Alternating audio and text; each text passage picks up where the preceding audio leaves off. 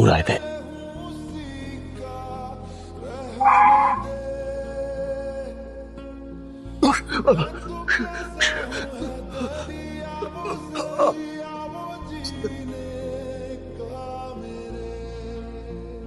Doctor, sir doctor, আমার ছেলে কোথায়?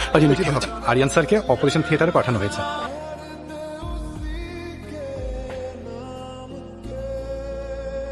ইতুকে কোথাও খুঁজে পাচ্ছি না। খোঁজ খোঁজ, মন দিয়ে খোঁজ।